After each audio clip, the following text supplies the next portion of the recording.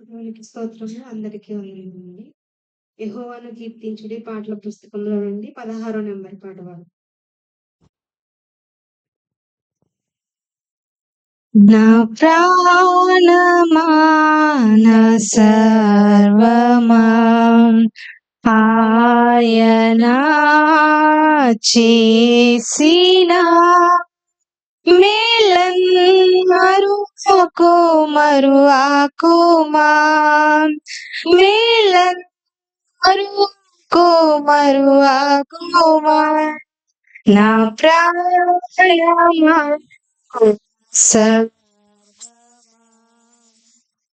నా జీవితగమన నా జీవనగమ్యం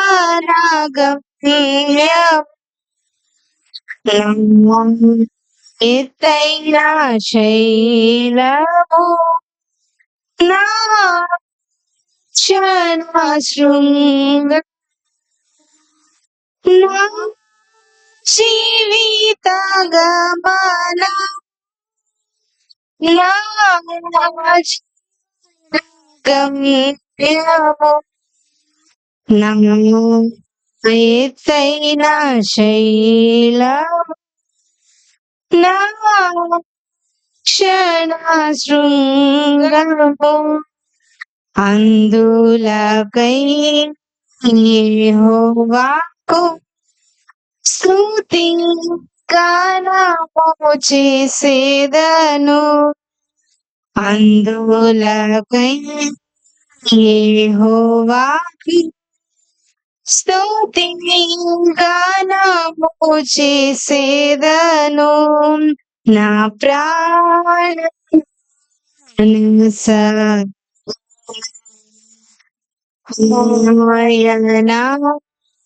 చేసిన మేలకు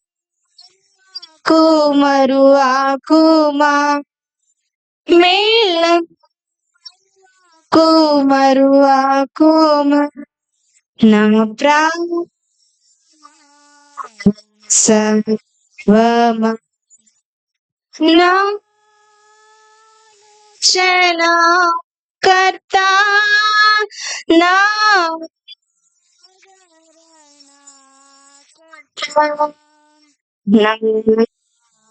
శ్రేయ దుర్గము నా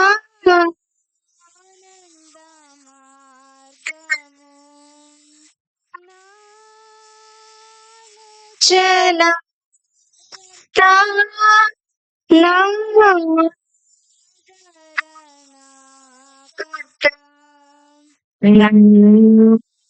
శ్రేయ దుర్గము నా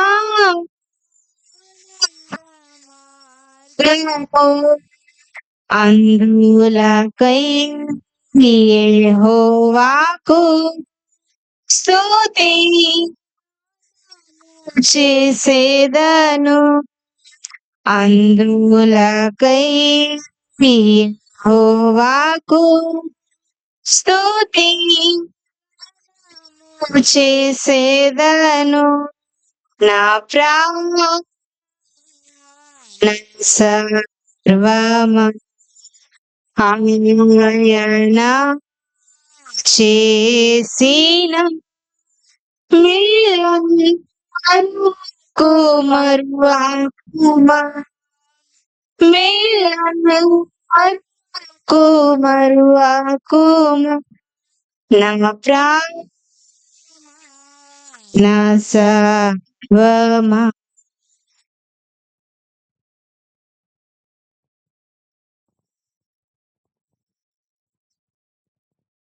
యెహోవాను కీర్తించుడి పాటల పుస్తకంలో నుంచి 9వ నెంబర్ పాట.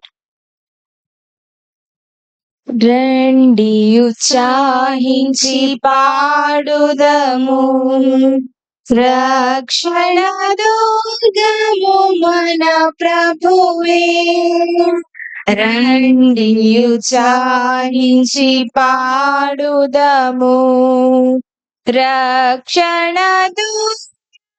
మన ప్రభువే రండి కృతజ్ఞత స్తోత్రముతో రారాజు కుదము సత్ప్రభు నామముకి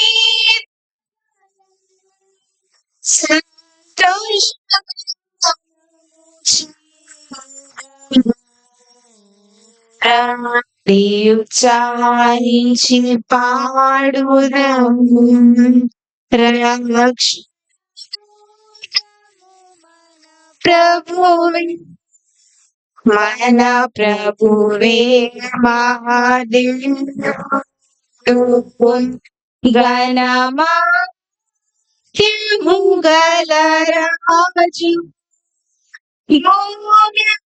గాదపులు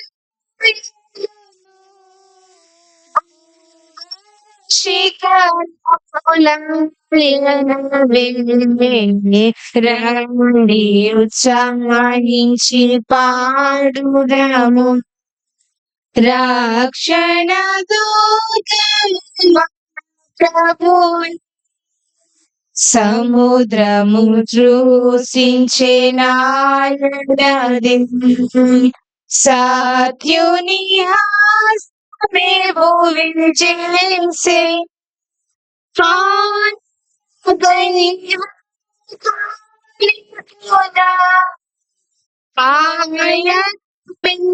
పెడి గోరెలము రండి ఉత్సాహించి పాడుదము రక్షణ దుర్గము ప్రభువే ఆ ప్రభు సన్నిధి మోకరించి ఆయన కుదము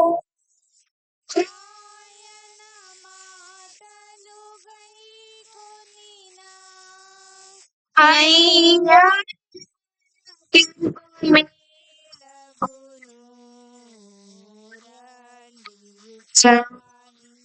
పాడుదము రక్షణ దూత ప్రభు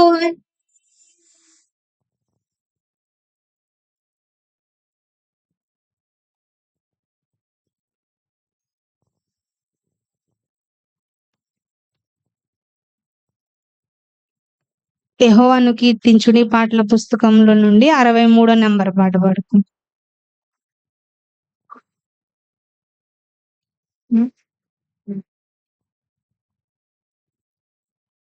దేవుడు మనకు ఎల్లప్పుడు దేవుడు మనకు ఎల్లప్పుడు తోడుగనున్నాడు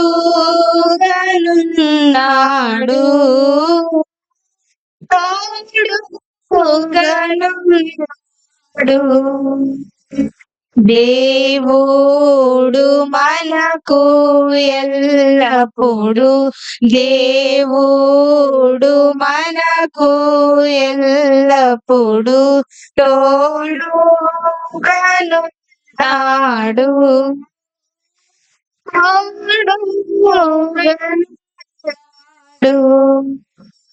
ఏ దినములో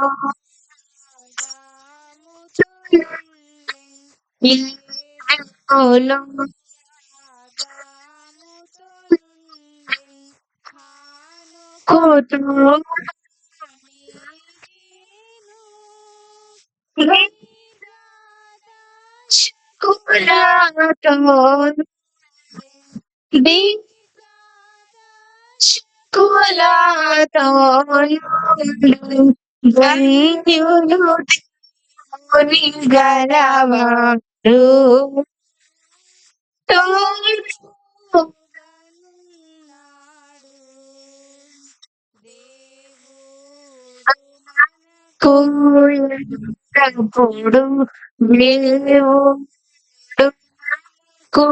కూడు అప్పుడు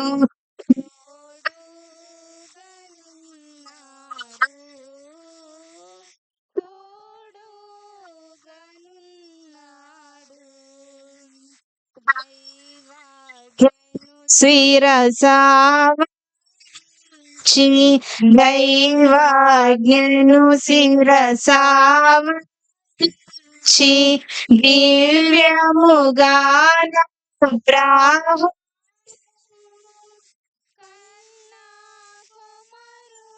ఖండించుటకు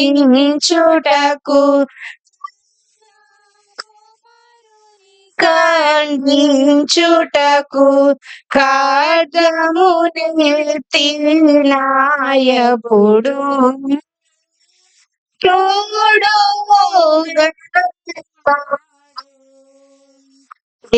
దేవుడు మనకు ఎల్లప్పుడు దేవుడు మనకు ఎల్లప్పుడు ఆడు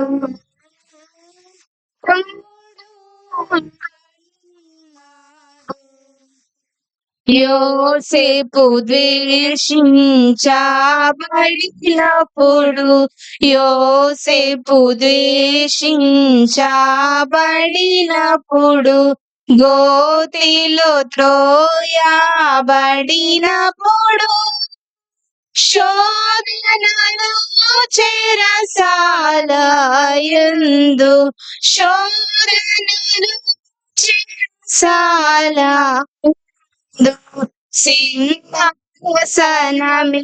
సింహాసనమెక్కినప్పుడు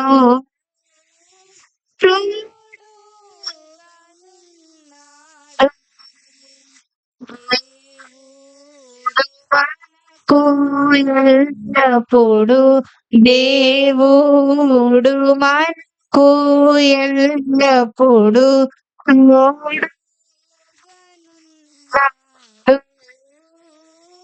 తోడు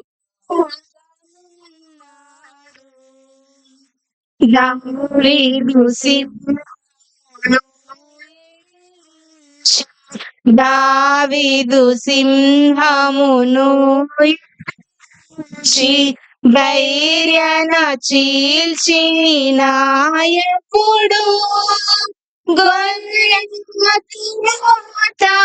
మార్చినయప్పుడు మార్చినయప్పుడు సౌలు చేతరుమాబడినప్పుడు తోడుగను తిన్నాడు దేవుడు మనకు ఎల్లప్పుడు దేవుడు మనకు ఎల్లప్పుడు తోడు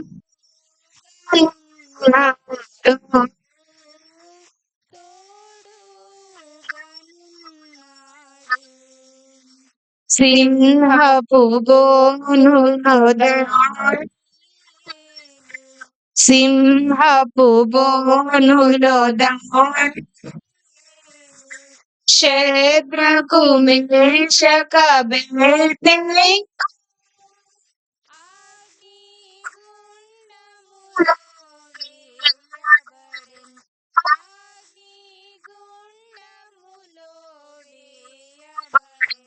నలుగురిగా కనబడినప్పుడు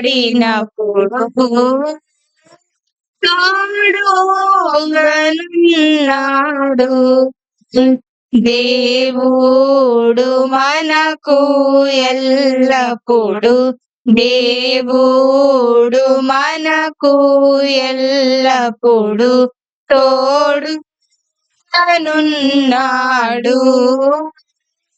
తోడుగనున్నాడు పౌలు బంధించబడినప్పుడు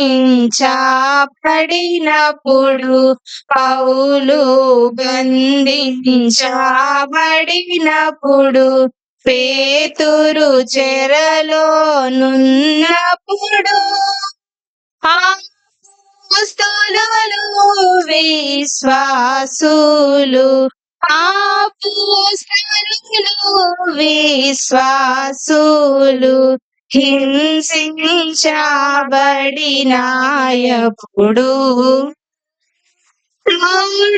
తోడుగనున్నాడు దేవుడు మనకు ఎల్లప్పుడు దేవుడు మనకు ఎల్లప్పుడు తోడుగనున్నాడు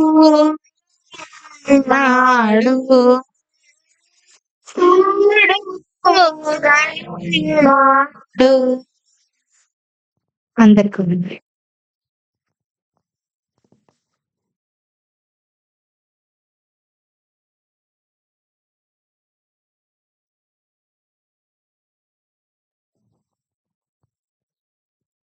ఇప్పటివరకు పాటల ద్వారా దేవుని నామాన్ని స్తుతించిన మీ అందరికీ, అదేవిధంగా అద్భుతంగా పాటలు పాడడంలో సహకరించిన సహోదరులకు సంఘమంతటి తరపున ప్రత్యేకమైన వందనాలు తెలియజేసుకుంటున్నాను. ఈ సమయంలో అందరూ లేచి క్రమంగా నిలబడినట్లయితే బైబిల్ పఠనం చదువుకుందాం. ఈరోజు బైబిల్ పఠనంగా యెషయా గ్రంథము 25వ అధ్యాయము 8, 9 వచనాలు. మన మధ్యలో ఉన్న సహోదరి అనిత వచ్చి బైబిల్ పఠనం చదివించాల్సిందిగా ప్రేమపూర్వకంగా ఆహ్వానిస్తున్నాను.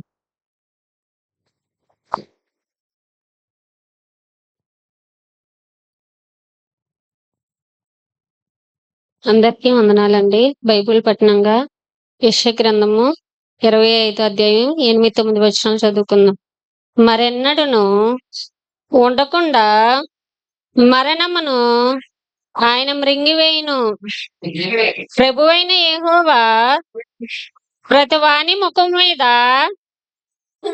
బాష్ప బిందువులను తుడిచివేయును. భూమి మీద నుండి తన జనుల నిందను తీసివేయును. ఈలాగున జరుగునని యెహోవా సెలవిచ్చి ఉన్నాడు.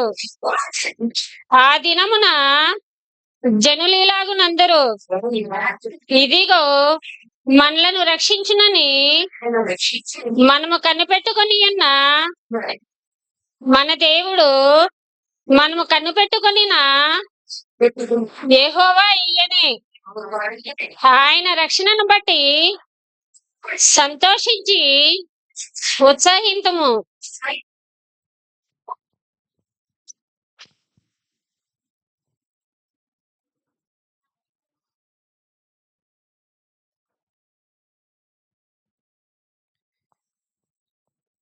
బైబిల్ పఠనం చదివినిపించిన సహోదరి అనిత గారికి సంఘమంతటి తరపున హృదయపూర్వక వందనాలు తెలియజేసుకున్నాను. అందరూ క్రమంగా కూర్చున్నారా? Okay, very good.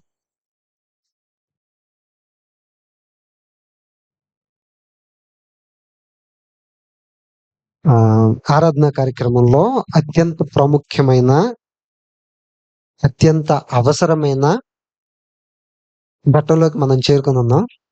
వాక్యోపదేశం దయచేసి అందరూ కూడా శ్రద్ధగా వినాలని ప్రేమపూర్వకంగా తెలియజేస్తున్నాము. చెప్పబడుతున్న లేఖనాలని దయచేసి మీరు తీసుకొచ్చుకున్నటువంటి నోట్స్ లో నోట్ చేసుకోండి. పునః పరిశీలన చేయడానికి ఉపయోగపడుతుంది. ఖచ్చితంగా అందరూ పునః పరిశీలన చేస్తున్నారనే అనుకుంటున్నాను. చదవడము రాయడము తెలియని వారు మన యూట్యూబ్ ఛానల్లో ఉన్నటువంటి లైవ్ వీడియోని, లేదా అవకాశం ఉంటే మరొకసారి వీడియోని రీఅప్లోడ్ చేస్తున్నాము. దానిని కొంచెం క్లియర్ గా ఉండడానికి చూసి నేర్చుకోవాల్సిందిగా ప్రేమపూర్వకంగా తెలియజేస్తున్నాము. అలాగే చెప్పబడుతున్నటువంటి ఏ విషయాలైనా కానీ ఇక్కడికి తీసుకురావడానికి అనేకమైనటువంటి ఫిల్టర్స్ అయిపోయిన తర్వాతే ఇక్కడికి వస్తాయి. దయచేసి చెప్పబడుతున్న ప్రతి విషయాన్ని కూడా జాగ్రత్తగా శ్రద్ధగా వినండి. ఓకేనండి, శ్రద్ధగా వినండి. చిన్నపిల్లల్ని తల్లిదండ్రులు దయచేసి అదుపులో ఉంచండి. వారి వలన పక్కన వారికి ఇబ్బంది కలగకుండా చూడండి. అలాగే గడిచిన వారము మనం ఏం ఆలోచన చేసాం?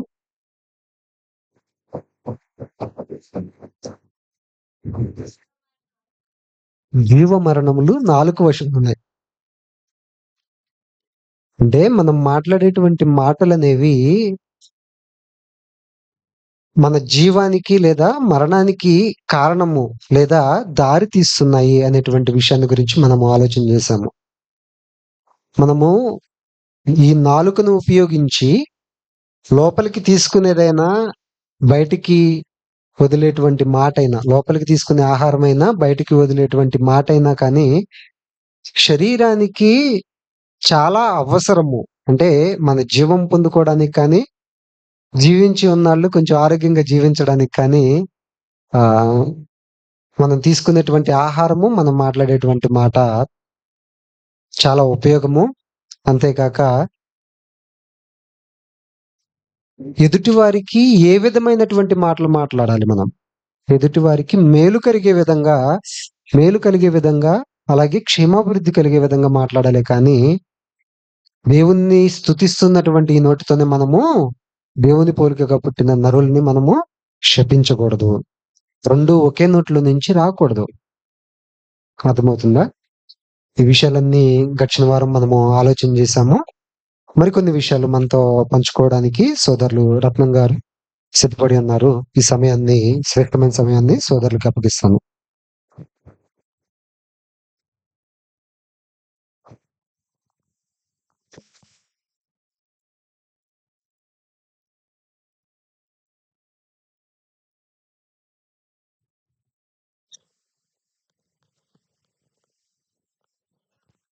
హలో,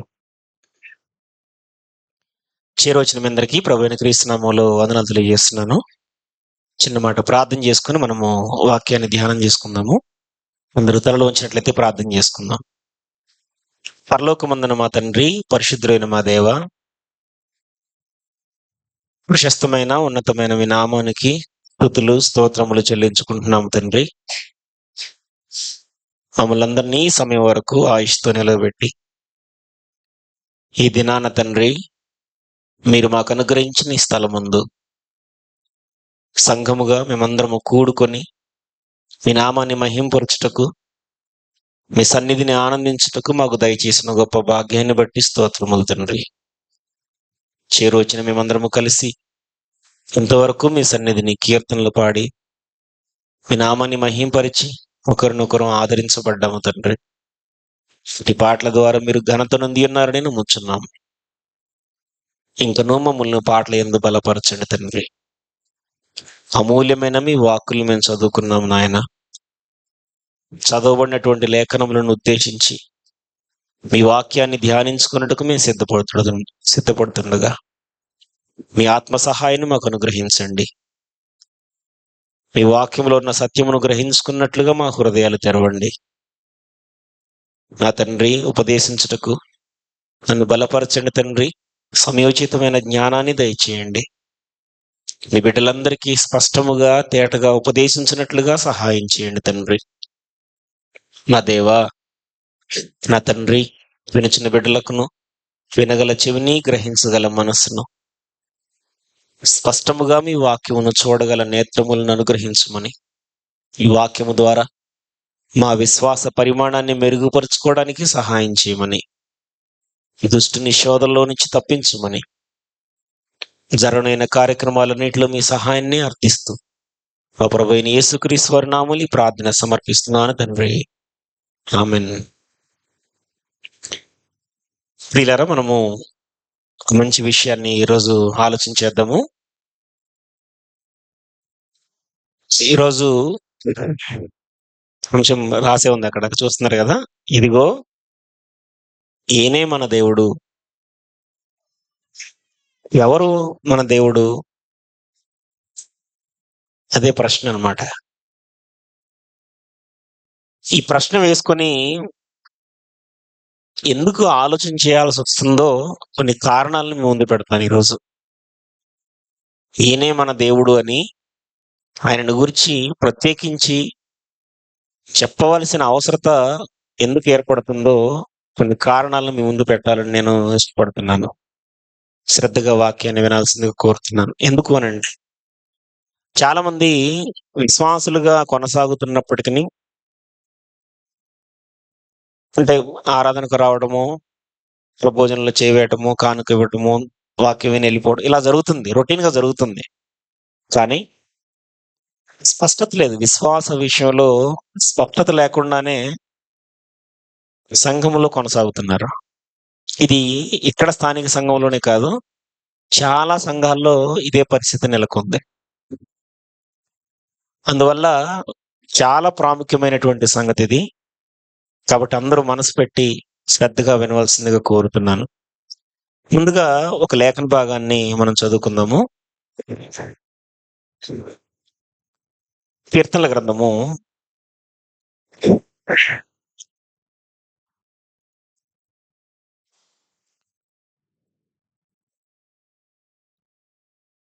83వ కీర్తన 83వ కీర్తన 18వ వచనంలో ఈ మాట రాయబడి ఉంది. 83వ కీర్తన 18వ వచనం. యెహోవాను నామము ధరించిన నీవు మాత్రమే సర్వలోకములో మహోన్నతుడవని వారెరుగుదురుగాక అని అన్నాడు.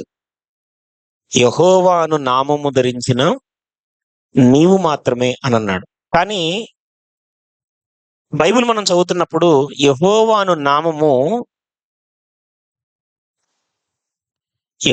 నామము పెట్టబడినటువంటి కొన్ని సంగతులు మనకు కనబడుతూ ఉంటాయి. ఆయన నామము ఎవరెవరికి పెట్టబడ్డది, ఎక్కడెక్కడ పెట్టబడ్డది అని అన్నప్పుడు మనం ఆదికాండం పరిశీలన చేస్తుంటే యోసేపు గారితో జరిగినటువంటి సంభాషణలో అక్కడ ఏమంటాడంటే దూతని దేవుడు అని మాట్లాడతాడు. అంటే ఆయన నామం పెట్టబడినటువంటి దూత, ఆయన నామం పెట్టబడినటువంటి దూత, సమస్త కీడుల్లో నుంచి నన్ను కాపాడినటువంటి దూత అంటాడు. అలాగే కొనసాగుతూ మనం నిర్గమకాండము 23వ అధ్యాయంలోకి వెళ్ళినప్పుడు ఒకసారి ఆ వచనం చూద్దాము.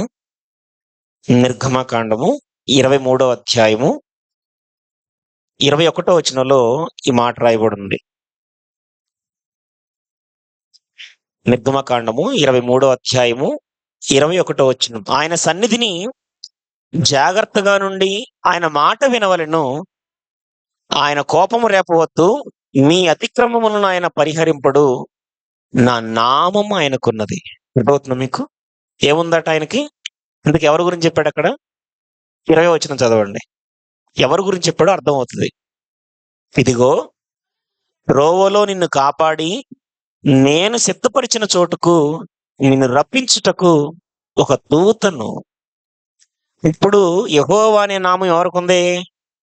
దూతకు పెట్టబడ్డది అనమాట. అర్థమవుతుందండి? ఇంకొక వచనాన్ని మీకు జ్ఞాపకం చేస్తాను. దానియేలు గ్రంథము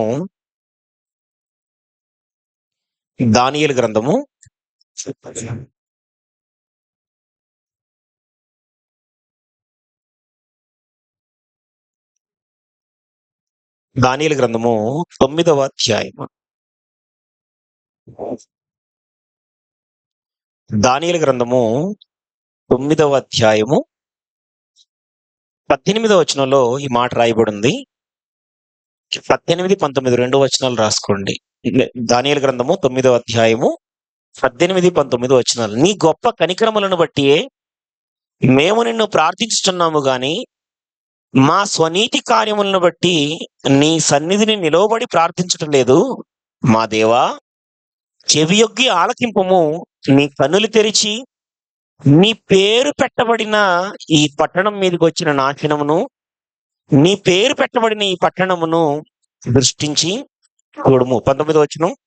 ప్రభువా ఆలకింపుము, ప్రభువా క్షమింపుము, ప్రభువా ఆలస్యము చేయక చెవియొగ్గి నా మనవి చిత్తగించుము.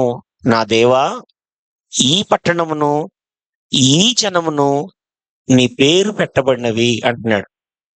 ఇప్పుడు అది ఎందుకు చదివించానంటే యెహోవా అనే నామము ఇంకా వేటికి పెట్టబడ్డదో చెప్తున్నాను. ఎవరికి ఉందట? ఏ పట్టణము? ఏ పట్టణం గురించి మాట్లాడుతున్నాడు? హైదరాబాద్ పట్టణం గురించి మాట్లాడుతున్నాడు అనుకునేది. హైదరాబాద్ గురించి కాదు. ఏ పట్టణం? ఏ పట్టణం అండి? యెరూషలేం పట్టణం గురించి మాట్లాడుతున్నాడు. యెరూషలేం పట్టణానికి ఏం ఏం పేరుందట? ఏం పేరుందండి? యెహోవా అనే నామం ఉంది యెరూషలేం పట్టణానికి. నెక్స్ట్ 19వ వచనంలో ఏమన్నాడు? నీ పేరు పెట్టబడిన ఈ జనము అన్నాడు.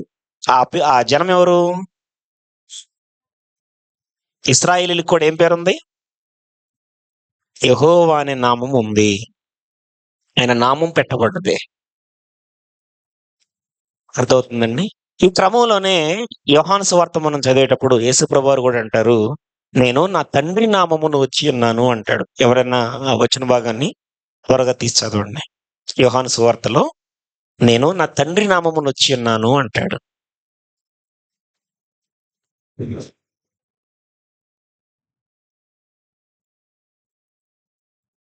యోహాను సువార్త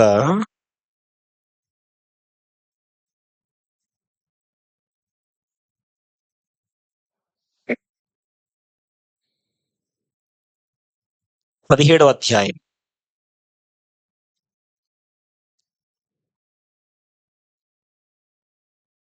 ఇంకా తేటగా ఇంకొక వచనం ఉంటుంది. సరే, 26వ వచనం చూడండి ఒకసారి.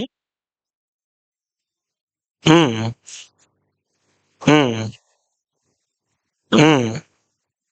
వారికి నీ నామమును తెలియజేసి తిని ఇంకనూ ఇంకా ఈ మాట కాదండి, 5వ అధ్యాయము.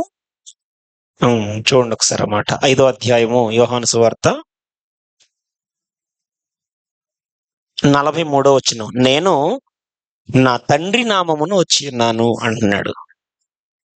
ఎవరట వచ్చింది? యేసు ప్రభు వారు. ఇప్పుడు వీళ్ళందరికీ ఏ పేరు పెట్టబడ్డది చెప్పండి? కీర్తనల గ్రంథంలో మనం ఒక మాట చదివాము. యెహోవాను నామము ధరించిన నీవు మాత్రమే సర్వలోకములో మహోన్నతుడు అని వారు ఎరుగుదురుగాక అన్నాడు కదా. అవును కదా? ఇప్పుడు యెహోవాను నామం ధరించిన నీవు మాత్రమే అంటే దూతకే ఉంది, యెరూషలేము పట్టణానికి ఉంది, ఆయన ప్రజలైనటువంటి ఇశ్రాయేలుకి ఉంది, ఆయన పంపినటువంటి యేసు ప్రభు వారికి ఉంది ఆయన నామం. ఇప్పుడు మహోన్నతుడు అంటే ఎవరిని గుర్తించాలి? ఇప్పుడు వీళ్ళంతా ఎవరిని బట్టి పిలువబడుతున్నారు? వీళ్ళందరూ కూడా ఆయన ప్రజలైనా, యేసు ప్రభు వారైనా, ఆయన దూత అయినా, యెరూషలేము పట్టణమైనా ఎవరిని బట్టి పిలువబడుతున్నాయి? యెహోవాను నామము ధరించిన దేవుణ్ణి బట్టి. అర్థమవుతుందండి? కాబట్టి ఈ నామానుకున్నటువంటి ఆ క్రెడిబిలిటీ, ఆ గొప్పతనాన్ని మనం గుర్తించాలి. మొదట యెహోవాను నామము ధరించిన నీవు మాత్రమే సర్వలోకములో మహోన్నతుడవని ప్రజలందరూ ఎరగాలి అంటున్నాడు.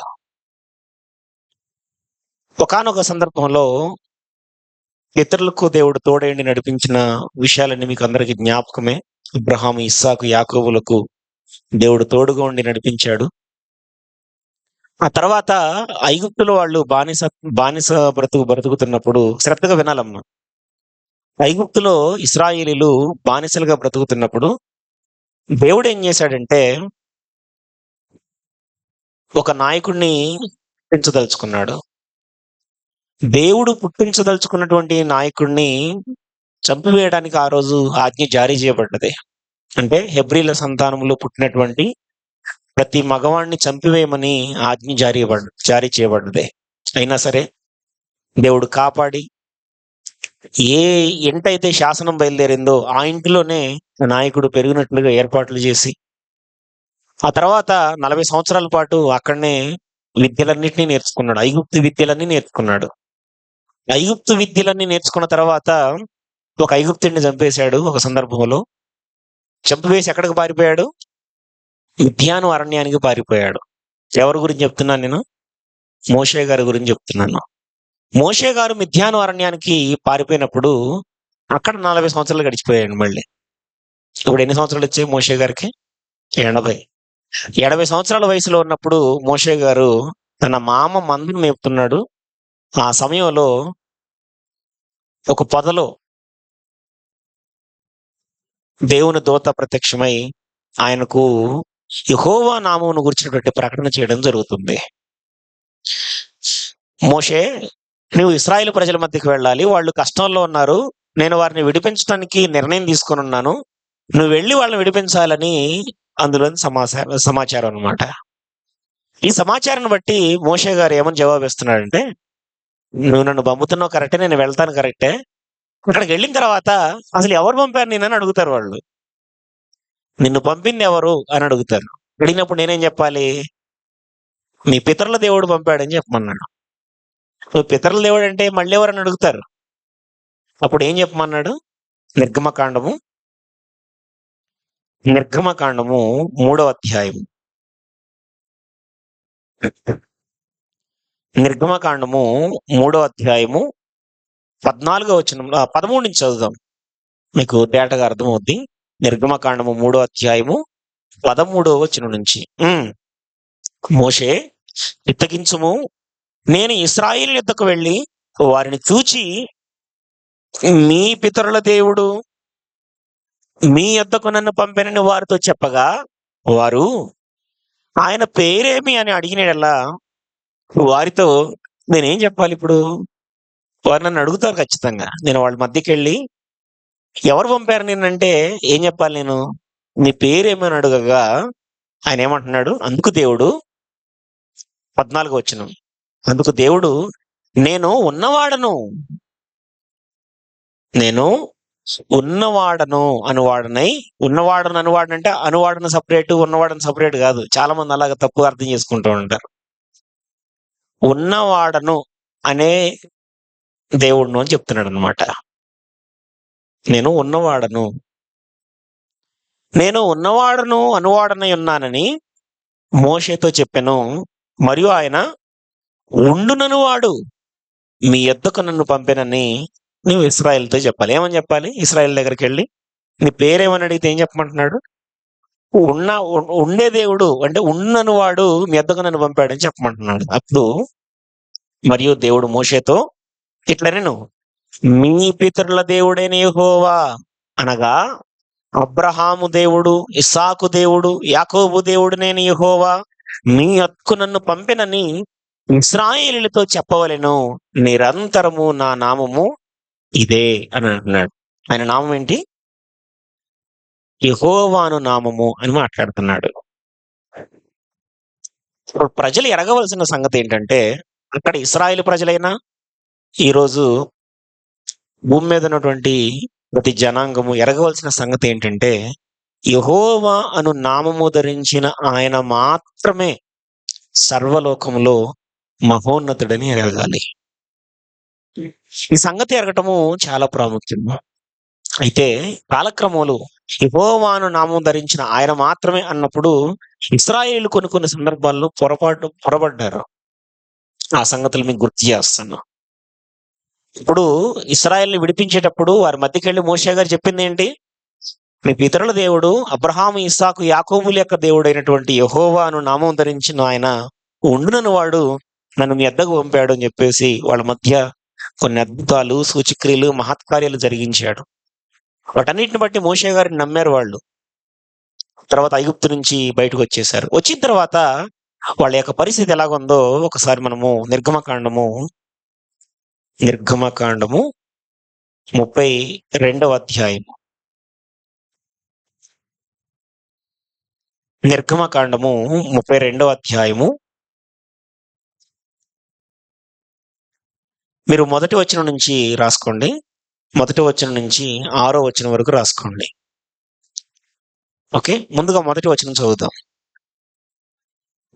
మోషే కొండ దిగకుండా తడువు చేయుట ప్రజలు చూచినప్పుడు ఆ ప్రజలు అహరోను వద్దకు కూడి వచ్చి, లెమ్ము, మా ముందర నడుచుటకు ఒక దేవతను మా కొరకు చేయుము. ఐగుప్తులో నుండి మమ్మను రప్పించిన మోషే అనువాడు ఏమాయనో మాకు తెలియదని అతనితో చెప్పిరి. మోషే సీనాయి పర్వతం మీదకి వెళ్ళాడు. 40 రోజులు అయిపోయింది, తిరిగి రాలే. ఇంకా 40 రోజులు అయిపోయింది, వెళ్ళినవాడు ఇంకా రాలేదు. కాబట్టి ఆ మోషే ఏమైపోయాడో మరి ఈ సంగతి ఏంటో మాకు తెలియలేదు కనుక ఇప్పుడు ఏం చేయమంటున్నారు? అందుకు అహరోను మీ భార్యలకు, మీ కుమారులకు, మీ కుమార్తెలకు ఎవరునున్న బంగారు పోగులను తీసి నా యొద్దకు తెండిన వారితో చెప్పగా, ప్రజలందరూ తమ చెవులనున్న బంగారు పోగులను తీసి అహరోను వద్దకు తెచ్చిరి. అతడు వారి యొద్ద వాటిని తీసుకొని పోగలతో రూపమును ఏర్పరిచి దానిని పోత పోసిన దూడగా చేసెను. ఇప్పుడు బంగారాన్ని అంతటిని ఏం చేశాడు? పోత పోసినటువంటి దూడగా చేశాడు.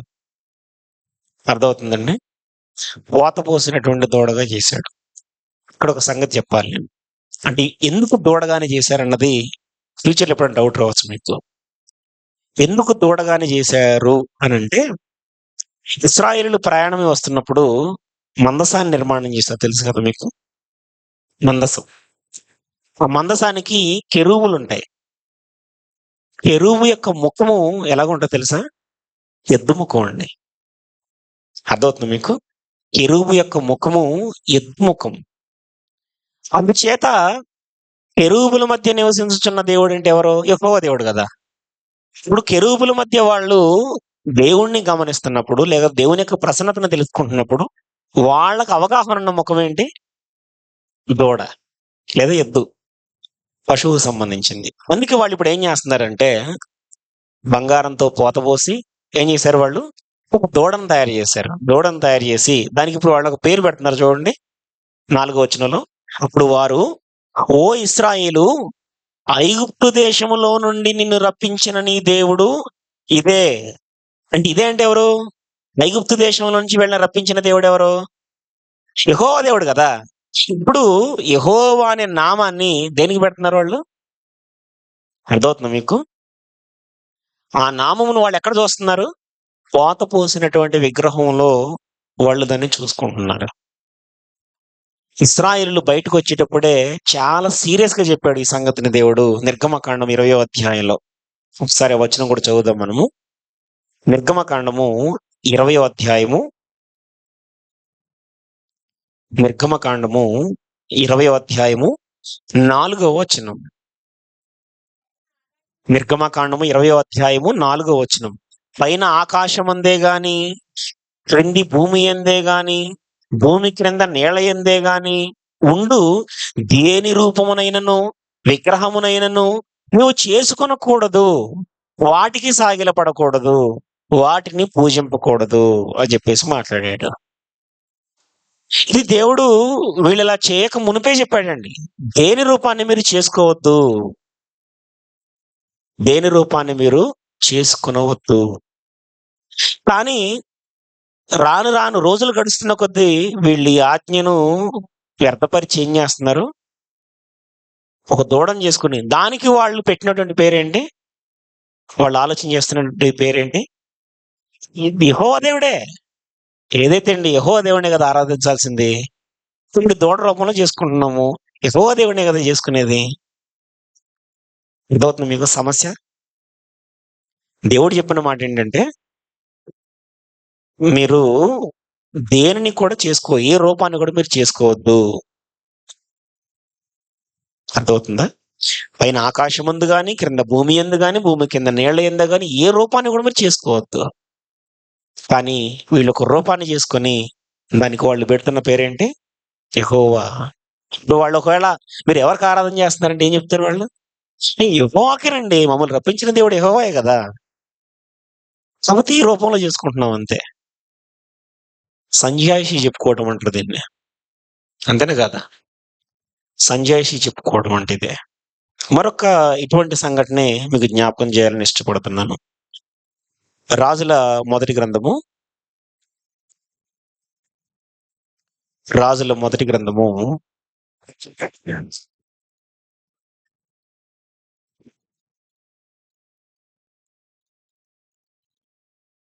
12వ అధ్యాయం. రాజుల మొదటి గ్రంథము 12వ అధ్యాయము. సొలొమోను గారు పరిపాలన అనంతరము సొలొమోను గారి కుమారుడైనటువంటి రెహబాము రాజయ్యాడు. రెహబాము రాజైన తర్వాత రెహబాము పెద్దలు చెప్పినటువంటి ఆలోచనల్ని పెడచెవిన పెట్టేసి తన తోటి యవన వయసులో ఉన్నవారు ఏమంటే కుర్రవాళ్ళు ఉంటారు కదా, వాళ్ళు చెప్పిన ఆలోచనల్ని స్వీకరించి రాజ్యాన్ని పాడు చేసుకున్నాడు. దాని పర్యవసానంగా రాజ్యము 2గా విభజించబడ్డది. విభజించబడ్డప్పుడు 10 గోత్రాల ప్రజలు ఒక రాజ్యముగా, మిగిలిన 2 గోత్రాల ప్రజలు ఒక రాజ్యంగా ఏర్పరచబడ్డారు. 10 గోత్రాల ప్రజలకు ఒక రాజు సపరేట్ ఏర్పడ్డాడు. 2 గోత్రాల ప్రజలకు ఆల్రెడీ ఉన్న రెహబామే రాజుగా కొనసాగాడు. ఇప్పుడు 10 గోత్రాల ప్రజలు, ఇటు 2 గోత్రాల ప్రజలు అందరికి కామన్ గా ఉంది ఏంటంటే సొలొమోను కట్టించినటువంటి దేవాలయం. సొలొమోను కట్టించినటువంటి దేవాలయము, అందులో అతి పరిశుద్ధ స్థలము, అందులో మనం చెప్పుకుంటున్నటువంటి ఆ మందస్ము, ఆ కెరూబులు, ఆయన ప్రసన్నతను అనుభవిస్తున్న రోజులవి. ఇప్పుడు ఆరాధన చేయాలంటే వాళ్ళు ఎక్కడికి రావాలి? తప్పనిసరిగా ఎవరైనా సరే యెరూషలేముకి రావాలి. యెరూషలేముకి వస్తారు. ఇప్పుడు యెరోబాము అనేటువంటి వాడు ఏం చేశాడంటే రాజైన తర్వాత 10 గోత్రాల ప్రజలు తన వశంలోకి వచ్చిన తర్వాత ఆల్రెడీ రెహబాముల నుంచి సపరేట్ అయిపోయి వచ్చారు కదా. యెరూషలేము అన్న భూభాగమేమో, యెరూషలేము దేవాలయమేమో రెహబాము అండర్లో ఉంది. ఇప్పుడు ఈ ప్రజలు, ఈ 10 గోత్రాల ప్రజలు ఆరాధన చేయడానికి ఒకవేళ యెరూషలేముకి వెళ్ళడం మొదలు పెడితే మెల్లమెల్లగా రెహబాముతో సంబంధాలు పెరిగిపోతాయి. రెహబాముతో సంబంధాలు పెరిగిపోతే మళ్ళీ రెహబాముతో కలిసిపోతారేమో వీళ్ళు. అర్థమవుతుందా? మనం కూడా అప్పుడప్పుడు అలాగే చేస్తుంటాం. ఎవరితో పడలేదనుకోండి, వాళ్ళ ముఖం కూడా చూడడానికి ఇష్టపడరు. ఎందుకంటే చూస్తే ఒకవేళ మనసు మారిపోద్దేమో అన్నట్టుగా ఫీల్ అవుతూ ఉంటారు చాలా సందర్భాల్లో. అలా ఆలోచన చేసి ఈ యెరోబాము అనేటోడు ఏం చేశాడంటే, లేదు లేదు మనం యెరూషలేము దాకా వెళ్ళేది అవసరం లేదు అని చెప్పి ఒక పని అక్కడ జరిగించాడు.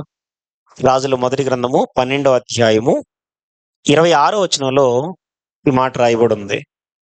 25 నుంచి చదవండి, మీకు తేటగా అర్థమవుద్ది. రాజుల మొదటి గ్రంథము 12వ అధ్యాయము 25వ వచనం.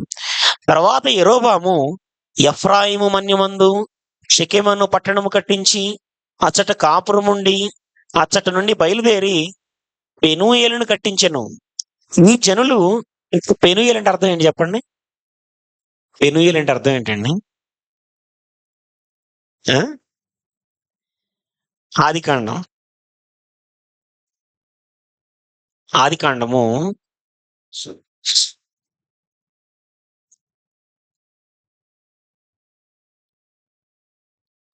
32వ అధ్యాయము 30వ వచనం చూడండి ఒకసారి. ఆదికాండము 32వ అధ్యాయము 30వ వచనం. యాకోబు, నేను ముఖాముఖిగా దేవుని చూచి తిని అయినను నా ప్రాణము దక్కినదని ఆ స్థలమునకు పెనూయేలు అని పేరు పెట్టిన. పెనూయేలు అంటే అర్థం ఏంటి? ఫుట్ నోట్ లో రాయబడింది. ఫుట్ నోట్ లో ఏంటిది? దేవుని ముఖము. గుర్తుపెట్టుకునే మాట. ఇప్పుడు యెరోబాము ఏం చేస్తున్నాడు చెప్పండి? రాజు అయిన తర్వాత, 10 గోత్రాల ప్రజలకు రాజు అయిన తర్వాత యెరోబాము చేస్తున్న పని ఏంటి? పెనూయేలు కట్టించాడు. పెనూయేలు కట్టించాడంటే అర్థమైందా? రైట్. పెనూయేలును కట్టించాడు. కంబ్యాక్ రాజుల మొదటి గ్రంథము 12వ అధ్యాయము 26వ వచనం. ఈ జనులు యెరూషలేమునందున్న యెహోవా మందిరమందు బలులర్పించుటకు ఎక్కిపోవచ్చుండి ఎడలా ఈ జనుల హృదయము యూదా రాజైన రెహబాము అను తమ యజమానుని తట్టు తిరుగును. అప్పుడు వారు నన్ను చంపి యూదా రాజైన రెహబామునొద్ద మరలా చేరుదురు. రాజ్యము మరలా దావీదు సంతతి వారి దగును అని యెరోబాము తన హృదయమందు తలంచి ఆలోచన చేసి 2 బంగారపు దూడలు చేయించి అని అన్నాడు. పెనూయేలు ఏంటి అర్థం? దేవుని. వీళ్ళకి తెలిసిన ముఖం ఏంటి? ఇప్పుడు మళ్ళీ అడుగుతున్నాను. వీళ్ళకి తెలిసిన ముఖం ఏంటి? అదే దూడ. అర్థమవుతుందండి? దూడ ముఖం. ఇక్కడ రెహబాము కూడా, క్షమించండి, యెరోబాము కూడా ఏం చేస్తున్నాడంటే దేవుని ముఖమే, దేవుని మందిరమే, యెరూషలేము దాకా పోయేది అవసరం లేదు. ఇప్పుడు మీకు అక్కడికి వెళ్ళేది కావాల్సింది ఏంటి? ఆయన ప్రసన్నత కావాలి మీకు, అంతే కదా. అదేదో ఏడు మనం కట్టుకుందాం. అర్థమైందా మీకు? ఇలాగనమాట. 2 దూడలు చేయించి ఏం చేస్తున్నాడట?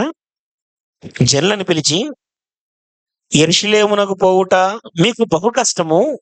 ఇశ్రాయేలు వారలారా, ఐగుప్తు దేశములో నుండి మిమ్మును రప్పించిన మీ దేవుడు ఇవే. వీటికి కూడా ఆయన పెడుతున్న పేరేంటి చెప్పండి? అర్థమైంది మీకు?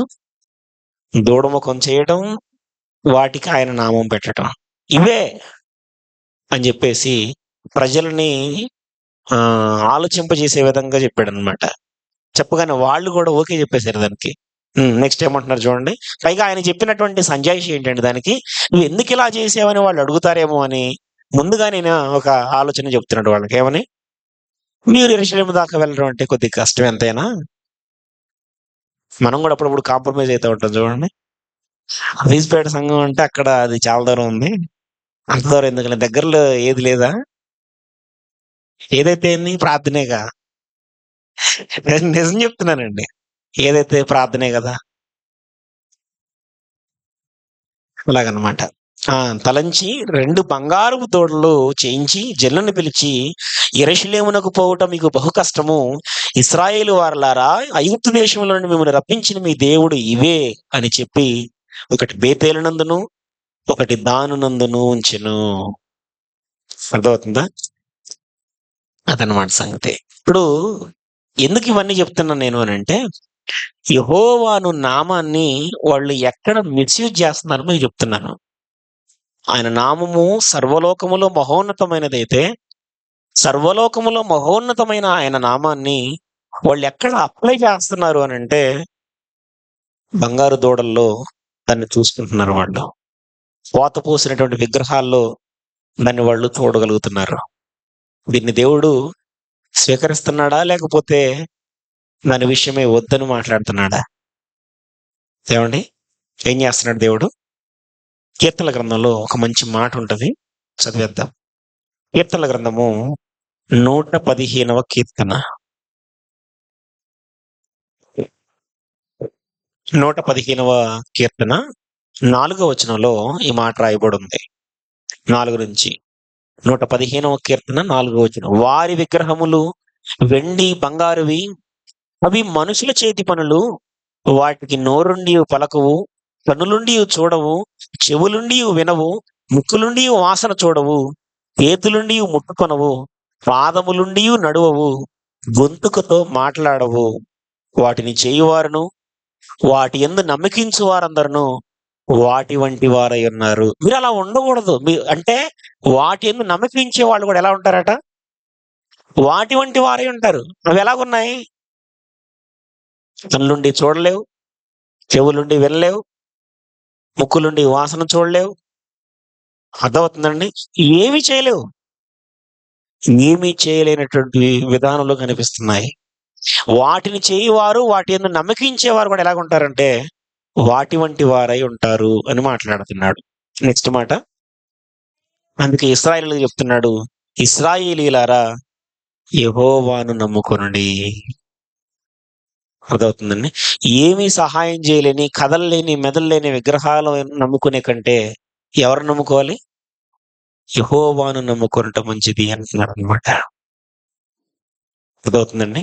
కాబట్టి ఈ నామాన్ని ఎక్కడ పడితే అక్కడ మనం చూడడానికి ఇష్టపడకూడదండి. ఇది గమనించాలి.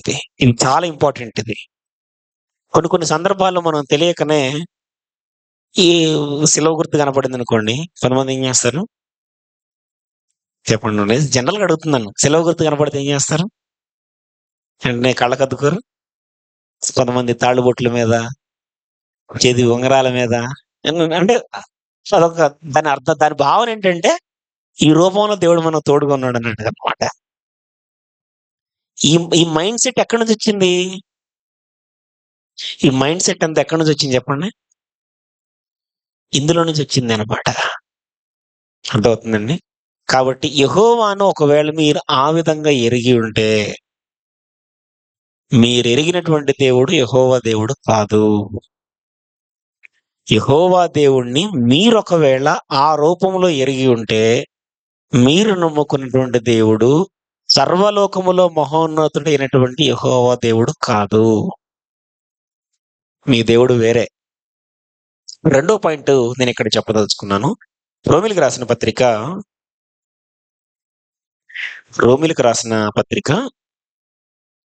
1 అధ్యాయము, రోమిలికి రాసిన పత్రిక 1 అధ్యాయము, రోమిలికి రాసిన పత్రిక 1 అధ్యాయము 22 నుంచి మనం చదువుదాం.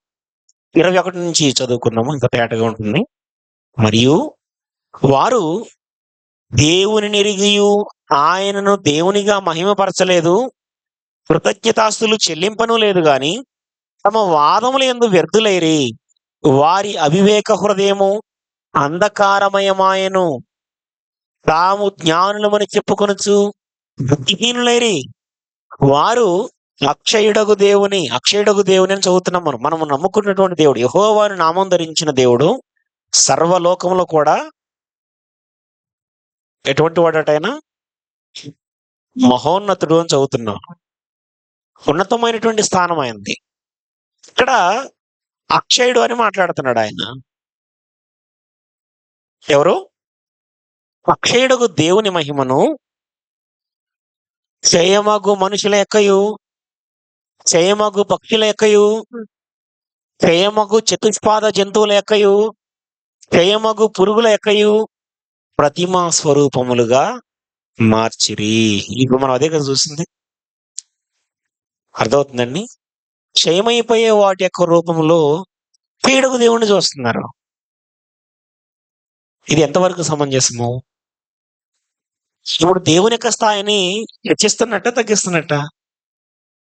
అక్షయుడకు దేవుణ్ణి ఒక క్షయమయ్యే వస్తువు రూపంలో చేసుకొని ఇదే మన దేవుడు అనుకుంటే ఇది ఎంత పొరపాటో ఇక్కడ మాట్లాడుతున్నాడు. అక్షయుడకు దేవుని క్షయమగు మనుషులు, క్షయమైపోయే పురుగులు, క్షయమైపోయే చతుష్పాద జంతువులు ఏమండి వీటన్నిటి రూపంలో చూసుకుంటున్నారు అని చెప్పేసి అక్కడ సంగతిని వెల్లడి చేస్తున్నాడు. అలా ఒక సంగతి మీకు జ్ఞాపకం చేస్తున్నాడు. అలా చూసుకునే ఒక సంగతి అపోస్తుల కార్యములు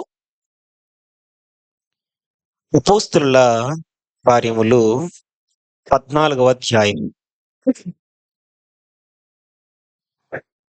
అపోస్తుల కార్యములు 14వ అధ్యాయము. పౌలు గారు సువార్త ప్రకటన చేస్తూ లుస్త్రా అనే ప్రాంతానికి చేరుకున్నాడు. లుస్త్రా అనే ప్రాంతానికి చేరుకున్నప్పుడు అక్కడ ఒక సంఘటన జరుగుతుంది. అక్కడ బలహీన పాదాలు కలిగినటువంటి ఒక వ్యక్తి ఉన్నాడు. ఈ బలహీన పాదాలు గల వ్యక్తిని పౌలు గారు స్వస్థపరిచాడు. ఎందుకంటే ఆయన అపోస్తలుడు కాబట్టి ఆయనకున్నటువంటి అనుగ్రహించబడినటువంటి వరమును బట్టి ఆ బలహీన పాదాలు కలిగినటువంటి వ్యక్తిని స్వస్థపరిచాడు. స్వస్థపరిచినప్పుడు 9వ వచనం, 9 కూడా అవసరం లేదు, మీరు 11 నుంచి చదివేసేయండి అమ్మా. 11 నుంచి చదివేసేయండి. జన సమూహములు పౌలు చేసిన దానిని చూచి లొకయోనియ భాషలో దేవతలు మనుష్య రూపము తాల్చి మన యొద్దకు దిగి వచ్చిన్నారని కేకలు వేసి బర్నబాకు ద్యుపతి అనియు పౌలు ముఖ్య ప్రసంగి అయినందున అతనికి హెర్మే అనియు పేరు పెట్టిరి. ఏం పేర్లు పెడుతున్నారు?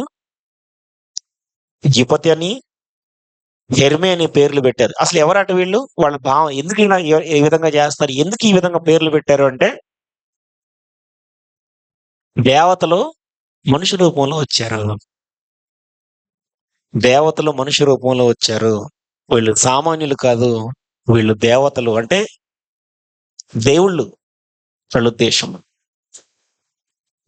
దేవుళ్ళు మనుషు రూపంలో వచ్చారు అని చెప్పేసి ఆలోచన చేసుకుంటున్నారు. ఆలోచన చేసుకొని పౌలు గారిని ఒక దేవుడుగా, ఏమండి అలాగే బర్నబా గారిని ద్యుపతి అనేటువంటి దేవుడుగా వాళ్ళు ఆలోచన చేసుకొని ఇక నెక్స్ట్ కార్యక్రమాలు ఏం చేస్తున్నారు చూడండి. 13వ వచనం, పట్టణమునకు ఎదురుగా ఉన్న ద్యుపతి యొక్క పూజారి ఎడ్లను భూదండలను ద్వారముల యొద్దకు తీసుకొని వచ్చి సమూహములతో కలిసి బలి అర్పింపవలనని ఉండెను. అర్థమవుతుందండి మీకు? ఈ విధంగా మనుషులని దేవుళ్ళని చేసేటువంటి ఒక సంస్కృతి సమాజంలో ఉండిపోయిందండి. అర్థమవుతుందా? మనుషులని దేవుళ్ళని చేసుకునేటువంటి ఒక సంస్కృతి సమాజంలో ఉండిపోయింది. ఆ సంస్కృతే రాను రాను రాను రాను ఎక్కువైపోయిందండి. ఇంకా ప్రత్యేకించి రాజకీయ నాయకులైతేనేమి, క్రీడాకారులైతేనేమి, ఏమండి లేకుంటే ఏదైనా ఒక కుటుంబానికి అండగా ఉండి బాగా చూసుకునే వ్యక్తి అయితేనేమి, ఏమండి వాళ్ళని ఎలా చూస్తున్నారు? వాళ్ళని మా దేవుడండి ఆయన అంటారు. ఎలా అయిపోయాడు మీకు దేవుడు? యెహోవాను నామం ధరించిన నీవు మాత్రమే సర్వలోకంలో మహోన్నతుడు అని వాక్యం చెప్తుంది కదా. క్షయమైపోయేటువంటి మానవుడు, నశించిపోయేటువంటి మానవుడు ఆ స్థానాన్ని ఎలా పొందుకోగలుగుతాడు? అక్షయుడకు దేవుని యొక్క మహిమలోకి ఆ మహిమను మానవుడు ఎలా చిన్నపరచగలుగుతాడు? సాధ్యపడే సంగతేనది. కానీ మనుషులు ఎలా చూస్తున్నారంటే ఆ సందర్భానికి ఆ టైంకి ఏదైనా ఒక పని జరిగిస్తే వాళ్ళని దేవుళ్ళని చేసేస్తున్నారు. పౌలు గారిని బర్నబా గారిని చేసినట్లుగా కొన్ని సందర్భాల్లో దూతలను కూడా దేవుళ్ళని చేసిన సందర్భాలు ఉన్నాయి. దూతలను కూడా దేవుళ్ళని చేసి వాటికి మొక్కినటువంటి సందర్భాలు ఉన్నాయి. ఒక సందర్భాన్ని అంటే ఒక విషయాన్ని దాన్ని బట్టి మీకు గుర్తు చేస్తాను. కొలసీలకు రాసిన పత్రిక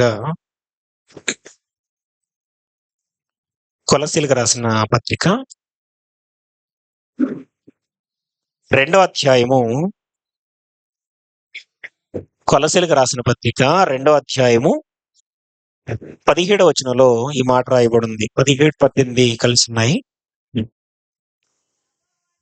ఇవి రాబో వాటి ఛాయే గాని నిజ స్వరూపము క్రీస్తులో ఉన్నది. ఇక్కడ ఆ మాట చూడండి. అతి వినయాసక్తుడై దేవదూత ఆరాధన యందు ఇచ్చ కలిగి తాను చూచిన వాటిని గూర్చి గొప్పగా చెప్పుకొనుచు తన శరీర సంబంధమైన మనస్సు వలన ఊరక ఉప్పొంగుచు శిరస్సును హత్తుకొని వాడెవడును మీ బహుమానమును ఉపహరింపనీయకుడి అంటున్నాడు. ఇక్కడ దేవదూత ఆరాధన గురించి కూడా ప్రత్యేకించి మాట్లాడుతున్నాడు.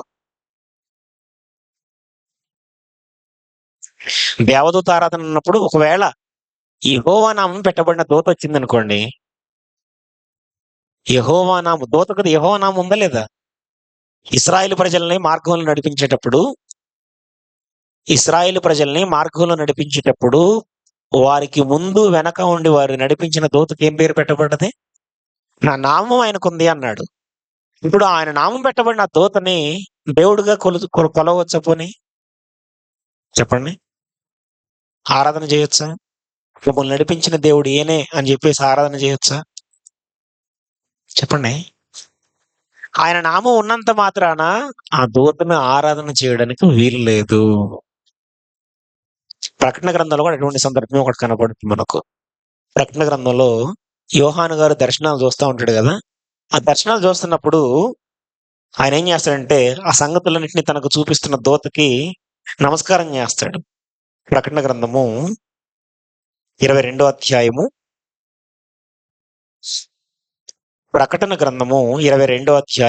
8, 9 వచనాలు. ప్రకటన గ్రంథము 22వ అధ్యాయము 8, 9 వచనాలు. యోహాను నేను ఈ సంగతులను చూచిన వాడను. నేను విని చూచినప్పుడు వాటిని నాకు చూపుచున్న దూత పాదముల ఎదుట నమస్కారము చేయుటకు సాగిలపడగా అతడు, వద్దు సుమి, నేను నీతోనూ ప్రవక్తలైన నీ సహోదరులతోనూ ఈ గ్రంథమందున్న వాక్యములను గైకొను వారితోనూ సహదాసుడను. దేవునికే నమస్కారం చేయాలి, అలా ఉండాలన్నమాట. దూతలు కూడా అదే విషయం చెప్తూ ఉంటాయి. దేవునికే నమస్కారం చేయడం, దేవునికే ఆరాధన చేయడం. దూతలో కూడా అంటే దూత దేవుని నామం వచ్చారు, ఓకే, అంతవరకు ఓకే. కానీ దూతే దేవుడు అనుకోకూడదు అనమాట. అర్థమవుతుందా మీకు? దూతనే దేవుడు అనుకొని దేవదూత ఆరాధనకి ఇష్టపడకూడదు అన్న విషయాలను మాట్లాడుతున్నాడు. ఈ విషయాల్ని అంటే ప్రత్యేకించి ఇవి మనకు అంతగా ఇబ్బంది కలిగించకపోవచ్చు, కానీ పాత నిబంధన కాలంలో ఎక్కువగా మానవులతోటి ఇంటరాక్షన్ ఎలా జరిగింది? దేవుడు దూతల ద్వారా జరిగించాడు. కాబట్టి దూతయే దేవుడు అనుకొని పొరపడే అవకాశం ఉంది.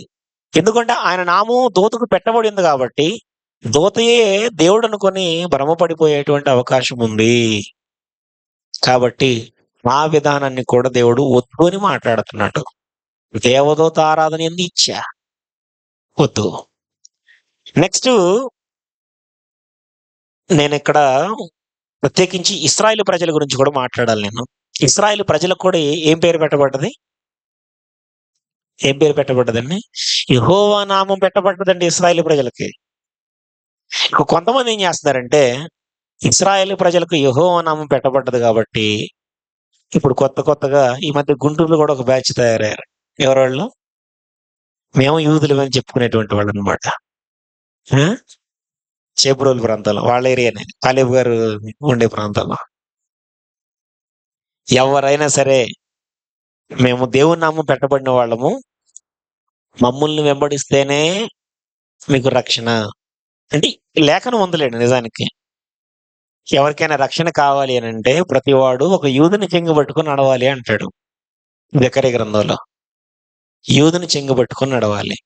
యూదుని చెంగుబట్టుకుని నడవాలి అన్నప్పుడు దాని భావం అక్కడ వేరుగా ఉంది. ఇక్కడ దాన్ని వాళ్ళు అపార్థం చేసుకొని దేవుని నామం పెట్టబడిన వాళ్ళం మేమే కాబట్టి మమ్మల్ని ఫాలో అయితేనే మేలు జరుగుతుందని చెప్పేసి నకిలీగా ఆయన నామం పేరిట పిలువబడుతున్న వాళ్ళు కొంతమంది పోగయ్యారు. కాబట్టి భ్రమపడద్దు. అర్థమవుతుందండి? భ్రమపడి ఎవరిని పడితే వాళ్ళని యూదులుగా భావించవద్దు. అసలు ఎవరు యూదుడో లేఖనం చెప్తుంది. ఎవరు యూదుడు? రోమిలికి రాసిన పత్రిక రోమిలకు రాసిన పత్రిక 2వ అధ్యాయము రోమిలకు రాసిన పత్రిక 2వ అధ్యాయము 28వ వచనం. రోమిలకు రాసిన పత్రిక 2వ అధ్యాయము 28వ వచనం. బాహ్యమునకు యూదుడైన వాడు యూదుడు కాడు అంటుంది లేఖనం. బాహ్యమునకు యూదుడైన వాడు యూదుడు కాదు. మరి ఎవరు యూదుడు అంటే శరీరమందు బాహ్యమైన సున్నతి కాదు, అయితే అంతరంగమందు యూదుడైన వాడే యూదుడు. నువ్వు బాహ్యంగా సున్నతి చేయించుకొని అబ్రహాము వంశావళిలో పుట్టినంత మాత్రం నువ్వు యూదుడు అయిపోవు. యెహోవా నామం పెట్టబడిన వాడు అయిపోవు. నువ్వు ఎవరు నిజమైన యూదుడు, ఎవరు యెహోవా నామం పెట్టబడిన నిజమైన జనాంగము అని అంటే అంతరంగమందు యూదుడైనటువంటి వాడు. అర్థమవుతుందా? కాబట్టి ఈ యూదులైన వాళ్ళ గురించి ఒక లేఖనాన్ని మీకు గుర్తు చేస్తాను ఈ సందర్భంలో. జకర్యా గ్రంథము, నేను చెప్పేది అర్థమవుతుంది ఏమన్నా? రైట్. అంటే ఒక్కొక్కసారి డౌట్ వస్తుంది నేను. జకర్యా గ్రంథము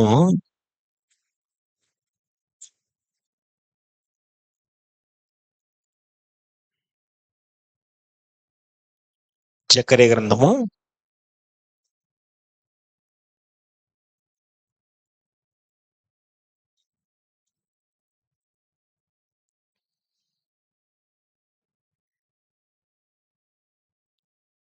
'కాలమున దావీదు వంశపు వారు దేవుని వంటి వారుగా ఉంటారనే మాట ఉంటదండి.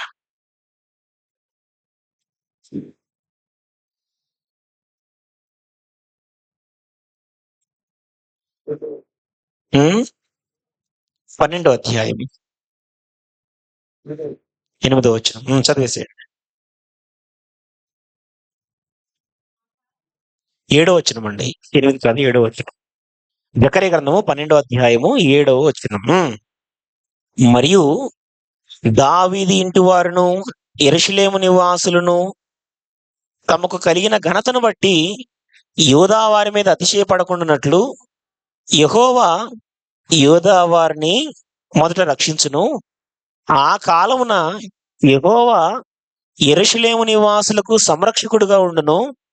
ఆ కాలమున వారిలో శక్తిహీనులు దావీదు వంటి వారుగాను, దావీదు సంతతి వారు దేవుని వంటి వారుగాను, జనుల దృష్టికి యెహోవా దూతల వంటి వారుగాను ఉందురు అని అన్నాడు. ఎలాగుంటారట? ఎలాగుంటారని చెప్పాడు? ఆ కాలమున వారిలో శక్తిహీనులైనటువంటి వాళ్ళు దావీదు వంటి వారుగా, దావీదు సంతతి వారు ఎలాగుంటారట? దేవుని వంటి వారుగా ఉంటారట.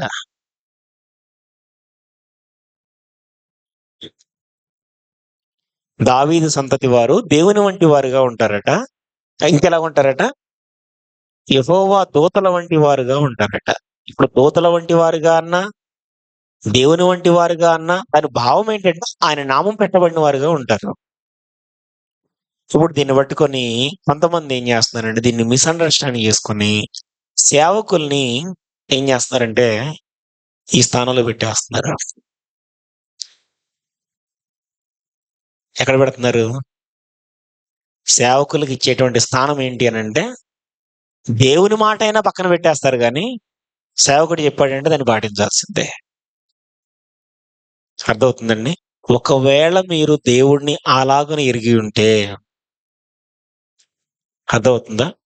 ఒకవేళ మీరు దేవుని మాట కంటే సేవకుని మాటనే ప్రాధాన్యతనిచ్చేవారుగా ఉండి ఉంటే, మీరు ఎరిగినటువంటి దేవుడు, మీరు ఇచ్చినటువంటి ఆ స్థానము దేవునికి నిజమైనది కాదు. మీరు ఎరిగినటువంటి దేవుడు నిజమైనటువంటి దేవుడు కాదు.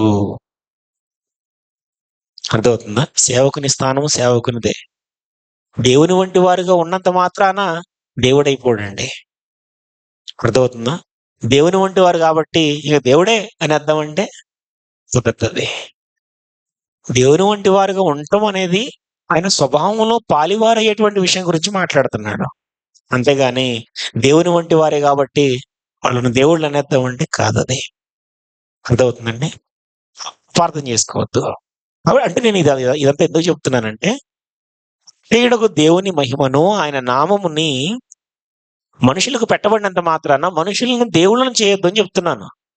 అది చివరకు సేవకులైనా, ఇశ్రాయేలు ప్రజలైనా, అంతరంగం ముందు యూదుడైనటువంటి వాడైనా సరే, ఎవరైనా సరే ఆయన నామం పెట్టబడినంత మాత్రాన వారిని దేవుడుగా చూడొద్దు.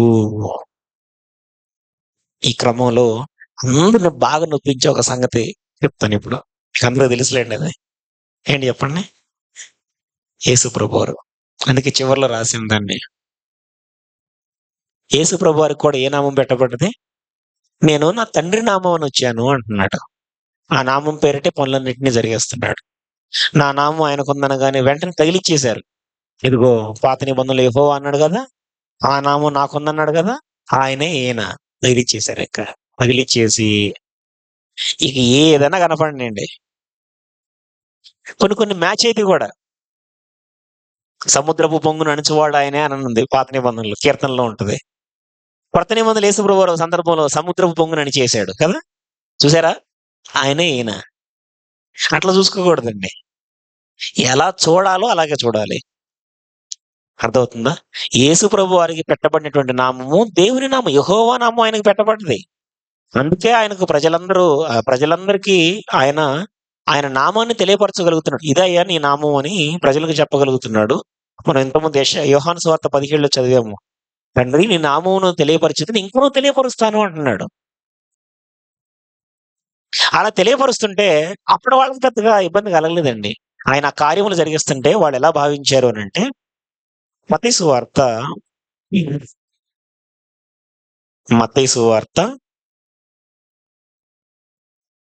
9వ అధ్యాయము. మత్తయి సువార్త 9వ అధ్యాయము 7-8 వచనాల్లో ఈ విధంగా రాయబడింది. ఇక్కడ ఒక పక్షవాయువు కలిగినటువంటి ఒక రోగిని యేసు ప్రభువారు స్వస్థపరిచారు. పక్షవాయువుతో ఉన్నటువంటి వ్యక్తిని స్వస్థపరిచినప్పుడు అక్కడ యేసు ప్రభువారు జరిగించిన ఇంకొక పని కూడా ఉంది. పాపాలను క్షమించాడు. వాళ్ళకు తెలిసినటువంటి సమాచారం ఏంటంటే, పాపాలు క్షమించడం అన్నది ఒక దేవుడు తప్ప ఇంకెవరు చేయరు అనుకుంటున్నారు. యేసు ప్రభువారు వాళ్ళకి తేటగా చెప్పేశాడు, పాపాలు క్షమించడానికి మనుష్య కుమారునికి అధికారం ఉంది అని మీరు తెలుసుకోవాలి అని చెప్తున్నాడు. అధికారం ఇచ్చింది ఎవరు? దేవుడు. ఆయన నామం ఇచ్చింది ఎవరు? దేవుడే ఇచ్చాడు, తన నామాన్ని ఉపయోగపెట్టుకొని చేయడానికి. కాబట్టి ఆయన ఇచ్చినటువంటి ఆ నామాన్ని బట్టి, ఆ అధికారాన్ని బట్టి అక్కడ స్వస్థత జరిగించాడు. స్వస్థత జరిగిస్తే వాళ్ళు తేటగానే గ్రహించారండి. 9వ అధ్యాయము 7-8 వచనాలు. వాడు లేచి తన ఇంటికి వెళ్ళెను. జనులు అది చూచి భయపడి మనుష్యులకిట్టి అధికారం ఇచ్చిన దేవుని మహిమపరిచిరి. ఇప్పుడు చదివేటోళ్ళు మాత్రం అలా చూడలేకపోతున్నారు. దగ్గరుండి ప్రత్యక్షంగా చూసిన వాళ్ళేమో, ఓహో ఆయన నామం పెట్టబడినటువంటి యేసుప్రభు వారు కూడా ఈ కార్యములు జరిగించాడు. నిజంగా యేసుక్రీస్తు అనే మనుషునికి ఇట్టి అధికారం ఇచ్చిన దేవుడు చాలా గొప్పవాడు, మహోన్నతుడని చెప్పేసి దేవుణ్ణి మహిమపరిచారు ఆ రోజు. కానీ ఇప్పుడు చదువుతున్న వాళ్ళు ఏం చేస్తున్నారంటే, ఇప్పుడు చదువుతున్న వాళ్ళు దాన్ని ఎలా చూస్తున్నారు? యేసయ్య పక్షవాయువుతో ఉన్నవాడిని స్వస్థపరిచాడు, యేసయ్య దేవుడు. యేసయ్య చనిపోయినటువంటి విధవరాలు కుమారుని లేపాడు, యేసయ్య దేవుడు. ఆయన నామం పెట్టబడినంత మాత్రాన యేసుప్రభు వారు దేవుడు అయిపోతాడండి? అర్థమవుతుందా? చాలా మందికి క్లారిటీ లేదండి. తెలియకనే మాట్లాడుతున్నారు. ప్రార్థన చేసేటప్పుడు, తండ్రి నువ్వు మా కోసం వచ్చావు, మా కోసం శిలువలో రక్తం కార్చావు, మా కోసం మరణించావు, మా కోసం 3వ దినాన్ని లేచావు. చాలా మంది తెలియకనే మాట్లాడుతున్నారు. ఈ రోజు దేవుడు లేచిన రోజు అండి. ఈస్టర్ పండుగలు అప్పుడు మాట్లాడుతుంటారు చాలా మంది క్రిస్టియన్సే. దేవుడు లేవటం ఏంటి? ఈరోజు దేవుడు చనిపోయిన రోజు అండి. ఏంటి పిచ్చి మాటలు? ఎక్కడుంది క్రైస్తవుడు? ఆయన నామం పెట్టబడినంత మాత్రాన ఆయన ఏనైపోతాడా? ఆయన నామం యెరూషలేము కూడా పెట్టబడ్డది. అయితే యెరూషలేము దేవుడు అయిపోతా? మరి అక్కడ చూడరే, ఆయన నామము తన ప్రవక్తలకు పెట్టబడ్డది. అయితే వాళ్ళు దేవుడు అయిపోరే? ఎవరు కాలేరండి. ఆయన నామం పెట్టబడినంత మాత్రాన అధిక శక్తి సామర్థ్యం, అధిక బలం ఉన్నటువంటి దూతలు కూడా దేవుళ్ళు కాలేరు. అర్థమవుతుందా? కానీ ఈరోజు చాలా మంది యేసు ప్రభు వారిని దేవుని స్థానంలో పెట్టేస్తున్నారు. దానికి బలంగా వాడుకునే ఒక లేఖనం ఉంది. అది ఈ రోజు మనం బైబిల్ పట్టణం చదువుకున్నాం కదా. ఏంటిది బైబిల్ పట్టణం? ఏంటిదండి బైబిల్ పట్టణం?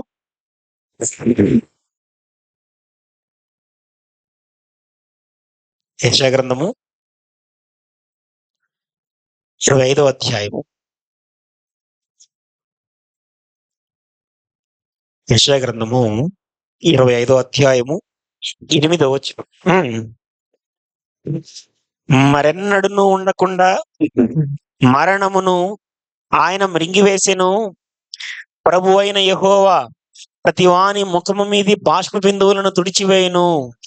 భూమి మీద నుండి తన జనుల నిందను తీసివేయును. ఇలాగున జరుగునని యెహోవా సెలవిచ్చి ఉన్నాడు. అర్థమవుతుందండి? ఇది జరిగినప్పుడు తెలుసుకోవాల్సిన సంగతి ఒకటి చెప్తున్నాడు అక్కడ. మరణమును మృంగివేసినప్పుడు, మరెన్నడను ఉండకుండా ఆయన తీసివేసినప్పుడు తెలుసుకోవాల్సిన సంగతి ఏంటి అని అంటే 9వ వచనం. ఆ దినమున, ఏ దినమున? మరణము మృంగివేయబడినప్పుడు, మరణము మరెన్నడూ ఉండకుండా ఆయన తీసివేస్తున్నప్పుడు జనులు ఇలాగ చెప్పుకుంటారట. ఏమని? ఇదిగో మనలను రక్షించునని మనము కనిపెట్టుకొని ఉన్న మన దేవుడు, మనము కనిపెట్టుకొనిన యెహోవా ఈయనే. ఇప్పుడు ఎలా జరిగింది చెప్పి, ఇప్పుడు ఈ కార్యక్రమం, మరణాన్ని మృంగివేసేటువంటి కార్యక్రమం ఎలా జరిగింది చెప్పండి? ఎలా చేశాడు దేవుడు? మరణాన్ని మృంగివేసేటువంటి కార్యక్రమాన్ని దేవుడు ఎలా జరిగించాడు? అపోస్తల కార్యాలు మొత్తం అదే సాక్ష్యం ఇస్తుంది అనమాట. మీరు యేసుక్రీస్తుని చంపేశారు, సమాధిలో పెట్టేశారు, దేవుడు ఆయన మృతుల్లో నుంచి లేపాడు. మృతుల్లో నుంచి లేపింది ఎవరు? దేవుడు. ఈ యేసును దేవుడు లేపిన దానికి మేము సాక్షులము అంటున్నారు అపోస్తలులు. అర్థమవుతుందండి?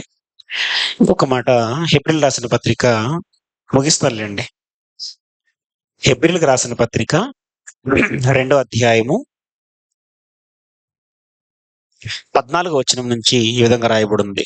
హెబ్రీయులకు రాసిన పత్రిక 2వ అధ్యాయము 14-15. కాబట్టి ఆ పిల్లలు రక్త మాంసములు గలవారైనందున ఆ ప్రకారమే మరణము యొక్క బలము గలవానిని, అనగా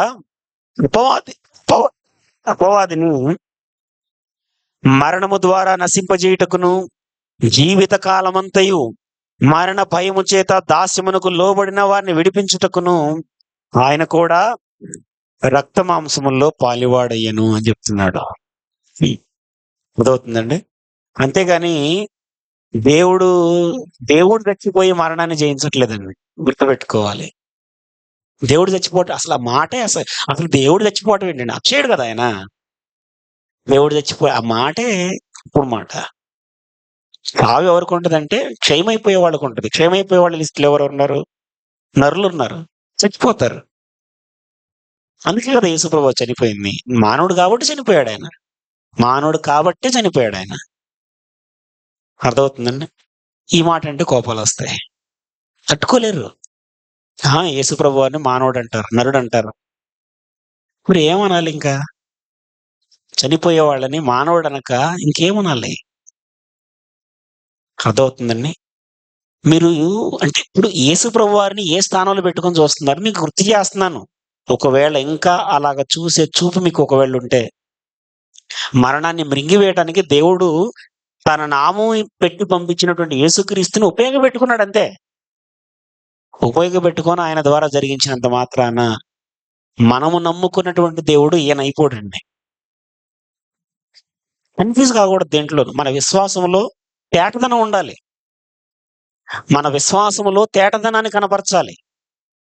మన కోసం రక్తం కార్చింది ఎవరు? మన కోసం సిలువనెక్కింది ఎవరు? మన కోసము పంపబడింది ఎవరు? ఈ క్లారిటీ ఉండాలి. క్లారిటీ లేకనే మాట్లాడుతుంటారు, క్లారిటీ లేకనే ప్రార్థనలు చేస్తున్నారు, క్లారిటీ లేకనే బాప్తిజమాలు తీసుకుంటున్నారు, క్లారిటీ లేకనే విశ్వాసాలు కొనసాగిస్తున్నారు. ఇలా ఉండకూడదండి. మరణము మృంగివేయబడినప్పుడు జనులందరూ తెలుసుకోవాల్సిన సంగతి ఏంటంటే, ఇదిగో ఈయనే మన దేవుడు అని తెలుసుకోవాలి. ఎవరిని తెలుసుకోవాలి? ఎవరిని తీసుకోవాలి? కానీ మరణాన్ని తీసివేయడానికి ఆయన ఎవరిని ఉపయోగపెట్టుకుంటున్నాడు? యేసు ప్రభువును ఉపయోగిస్తున్నాడు అంతే. అంతేనా కాదా? యేసుప్రభు వారిని ఎలా ఉపయోగిస్తున్నాడు? యేసుప్రభు వారు చనిపోతే ఆయన మన మృతుల్లో నుంచి లేపాడు. ఆయన చనిపోడు, మరలా ఆయన తిరిగి పంపిస్తున్నాడు. తిరిగి ఆయన పంపించినప్పుడు ఆయనను బట్టి ఆయన ఎలా, ఇప్పుడు ఆదాం అనే మొదటి వ్యక్తి అందరికి తెలుసు కదా, ఆయనలో నుంచి అందరు వచ్చారు కదా, ఈవెన్ హవ్వ కూడా, అంతేనా కదా? ప్రతి ఒక్కరు కూడా ఆయనలో నుంచి వచ్చిన వాళ్ళే. ఆదాం అనే మొదటి వ్యక్తి నుంచి అందరు వచ్చారు. ఇది కూడా అలాగే అన్నమాట. మృతుల పునరుద్ధానం అనే విషయంలో కూడా యేసుక్రీస్తు అనేటువంటి వ్యక్తి మొదటివాడు. కడపటి ఆదాము అంటున్నాడు. ఇప్పుడు ఈ కడపటి ఆదాము అనే వ్యక్తి మొదటివాడైతే నిరంతరం బ్రతికే వాళ్ళందరూ కూడా ఎక్కడి నుంచి రావాలి? ఆయనలో నుంచి రావాలి. ఆదాము నుంచి వచ్చినంత మాత్రాన ఆదాము దేవుడు అయిపోతాడా? ఆదాము దేవుడు అయిపోతాడని ఇంతమందిని జన్మింపజేశాడంటే ఆదాము మామూలుడా? ఆదాము దేవుడేనండి అనకూడదు. అనొచ్చు అట్లా? అనకూడదు. ఇంతమంది మృతుల పునరుద్ధానం పొందుతున్నారు కాబట్టి యేసుప్రభు వారిని దేవుడు అనేస్తే కుదరదు అనమాట. అదేంటంటే ఆయన నామం కూడా పెట్టబడ్డది కదా అంటే పడింది. పెట్టబడినంత మాత్రాన దేవుడు కాదండి.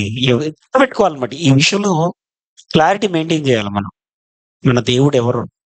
మన ఒక రక్షణను గ్రహిస్తున్న మన రక్షకుడు దేవుడు ఎవరు? మనం తీర్పు పత్రిక చదివేటప్పుడు కన్ఫ్యూజ్ అయిపోతున్నారు చాలా మంది. రక్షకుడు దేవుడు అని మాట్లాడుతుంటారు. ఎవరు రక్షకుడు దేవుడు చెప్పండి?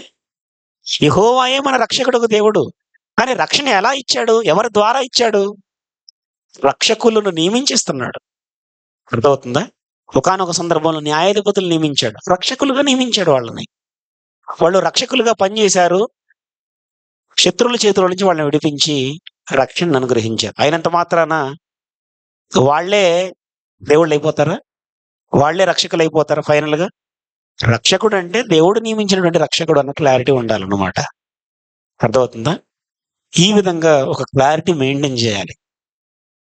అలా మెయింటైన్ చేయగలిగినప్పుడు మన విశ్వాస విషయంలో స్పష్టతను మెయింటైన్ చేసినప్పుడు మన దేవుడు ఎవరు మనకు బాగా అర్థమవుతాడండి. ఆయన జరిగించే కార్యక్రమాలు ఎలాగ ఉంటాయి, ఎవరెవరి ద్వారా జరిగిస్తూ ఉంటాడు, ఎలా జరిగిస్తాడు, ఆయన నామం ఎవరెవరికి పెడతాడు, అలా పెట్టినంత మాత్రాన వాళ్ళకి ఇచ్చేటువంటి ఆధిపత్యం ఏంటి, వాళ్ళ అధికారాలు ఏంటి, తనతో పాటు సమానంగా పెట్టుకుంటున్నాడా, లేకపోతే వాళ్ళ నామం పెట్టబడినంత మాత్రాన వాళ్ళ స్థానం వాళ్ళదేనా? క్లారిటీ మనం సంపాదించుకోవాలి. ఈ క్లారిటీ లేక చాలా మంది ఈరోజు మూఢభక్తి చేస్తున్నారు. మూఢభక్తిలో మనం కొనసాగొద్దు. అర్థమవుతుందా? ఆకాశ సమూహాలను చూసి ఇదే దేవుడు అనుకోవద్దు. చాలా మంది అలా పొరపడుతున్నారు. పొరపడట్లేదండి? ఆకాశ సైన్యములను చూసి, సూర్యచంద్ర నక్షత్రాలను చూసి ఇదే దేవుడు అనుకుంటున్నారు చాలా మంది. అనుకోవట్లే?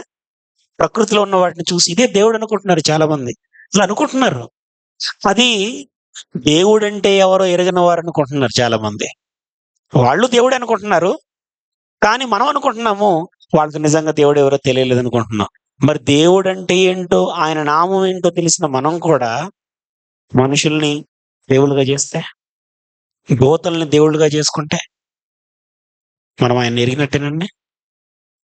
అర్థమవుతుందా? మనం నమ్ముకునే దేవుడు ఎవరో మనకు స్పష్టత ఉండాలి. ఆయన అక్షయుడు, సర్వలోకములో మహోన్నతమైనటువంటి నామం కలిగిన వాడు. ఆ నామాన్ని ఆయన ఏం చేస్తాడంటే ప్రజలకు ఇస్తాడండి. అంతే. నామం ఇస్తున్నాడంటే ఆయన అథారిటీని మనకి ఇస్తున్నాడు, అంతేగాని మనం ఆయనతో సమానం అని కాదు. హక్కు ఇచ్చిన వాడు కను హక్కు పుచ్చుకున్నవాడు ఒకటే అవుతాడా? అవుతారండి? ఎప్పటికీ అవ్వరండి. మనం ఆయన ద్వారా పుచ్చుకుంటున్నాం. మనల్ని గొప్పవారిని చేయడం కోసము ఎంత ఉన్నతమైన నామాన్ని ఆయన మనకు కూడా పెడుతున్నాడు. మనల్ని కూడా అంతరంగమందు యూదులుగా తయారు కమ్మని చెప్తున్నాడు. ఆయన నామం మనల్ని పెట్టి మనల్ని ఉన్నతమైన స్థానంలో నిలబెట్టాలనుకుంటున్నాడు దేవుడు. అర్థమవుతుందా? అది మనకు ప్రాధాన్యత ఇవ్వడం కోసం చెప్పేటువంటి మాటలు తప్ప మనమే దేవుడు అయిపోతామని కానీ, ఏమండి ఇంకొక లేకపోతే మనకు ముందు నడిచిన వారు దేవుళ్ళు అయిపోయారని కానీ అలాంటి భావనలు ఎప్పుడు కూడా వీటిని మనము ఆలోచన చేసుకోవద్దు. మన కోసం మరణించింది ఎవరు, మరణాన్ని తీసివేసింది ఎవరు, ఈ స్పష్టతను మెయింటైన్ చేయాలని మీ అందరిని కూడా కోరుతూ ఉన్నాను. సృష్టిని దేవుడుగా ఆలోచన చేయకండి. సృష్టిలో ఉన్నదంతా దేవుని యొక్క చేతి పనులు. అవన్నీ దేవుని యొక్క చేతి పనులను దేవుళ్ళుగా చూడొద్దు. దేవుని చేత నిర్మించబడిన దేన్ని కూడా ఏ రూపమునైనను మీరు దేవుళ్ళుగా చేసుకోవద్దు. ఈవెన్ కొంతమంది మనుషుల్ని దేవుళ్ళుగా భావిస్తున్నారు. కుమారులని, కుమార్తెలని, పిల్లల్ని చూస్తున్నారు లేదా? దేవుని కంటే ఎక్కువ స్థానం పెట్టి మరి చూస్తున్నారు. అలా ఎరిగితే కూడా మనము దేవుడిని ఎరిగిన వారము కాదు. ఓకేనండి, అదనమాట. ఇదిగో ఈయనే మన దేవుడు. ఎవరైనా సర్వలోకంలో మహోన్నతుడది. అర్థమైందండి. నీ నామం పెట్టబడిన వీటన్నిటికంటే కూడా పైన ఉంటాడు ఆయన. సుపీరియర్, అన్నిటికంటే పైన, అన్నిటికంటే పైగా ఉన్నవాడు ఆయన. ఆయన స్థానాన్ని మనుషులతో, జంతువులతో, పురుగులతో, లేకపోతే నీతోటి నాతోటి సమానంగా అస్సలు చేయొద్దు. ఓకేనా? కాబట్టి విశ్వాస విషయంలో ఈ తేటదనాన్ని అందరూ కూడా కలిగి ఉండాలని, ఇక మీదట ఎవరు ఇదిగో నేను నమ్ముకున్న నా దేవుడు అంటే మళ్ళీ రేపొద్దున సెలవు గొత్తు తిట్టట్టు అనుకోవద్దు. లేకపోతే దారిలో పోతా ఉండగా ఇంకోటి ఏదో కనపడితే నమస్కారం చేయొద్దు. ఈ దేవుడు ఎవరో నీకు తేటగా తెలియాలి. ఓకే? నీ భర్తని, నీ తల్లిదండ్రుల్ని, నీ పిల్లల్ని, వాళ్ళను కూడా దేవునితో సమానంగా చూడొద్దు. నువ్వు నమ్ముకున్న దేవుడు సర్వలోకంలో మహోన్నతుడు. ఆయన అన్నిటికంటే పై స్థానంలో ఆయన కనబడాలి. ఎక్కడికి వెళ్ళినా, ఏ పనిలో ఉన్నా, ఏం చేస్తున్నా సరే, ఏం చదువుతున్నా, ఏం గ్రహించినా, యేసు ప్రభు ద్వారా కార్యములు జరిగించాడన్నా నీకు దేవుడే పై స్థానంలో కనపడాలి. ప్రవక్తల ద్వారా దేవుడు కార్యములు జరిగించాడన్నా దేవుడే పై స్థానంలో కనబడాలి. ఈవెన్ ఇవాళ రేపు సేవకుల ద్వారా మాట్లాడుతున్నా మీకు కనపడాల్సింది ఎవరు? మాట్లాడిస్తున్నటువంటి దేవుడే పై స్థానంలో కనపడాలి. Okay, thank you very much. ఎవరిని నొప్పించాలని నేను ఈ మాటలు చెప్పలేదు. కొంతమంది క్లారిటీ లేకుండా కొనసాగుతున్నారని నా దృష్టిలోకి వచ్చింది. అందుకే ఈ మాటలు చెప్పాలని ప్రయత్నం చేశాను. ఓకే, దేవుడి చిన్ని ప్రయత్నం దీవించను గాక. ఈ మాటలు మనందరి హృదయాల్లో ఫలింపజేయాలని మనసారా ఆశిస్తున్నాను. Thank you very much. అందరు లేచి నిలబడినట్లయితే ప్రభు చేసినటువంటి త్యాగాన్ని జ్ఞాపకం చేసుకుంటూ ఒక పల్లవి చరణం పాడుకుందాం.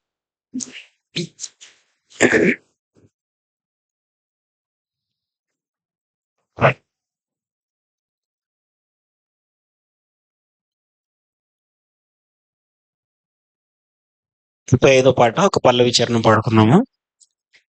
ఎంత మధురమో యేసుని ప్రేమ, ఎంత మధురమో నా యేసుని ప్రేమ, ఎంత మధురమో యేసుని ప్రేమ, ఎంత మధురమో నా యేసుని ప్రేమ, ప్రేమ ప్రేమ ప్రేమ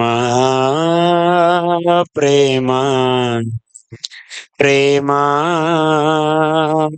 ప్రేమ ప్రేమ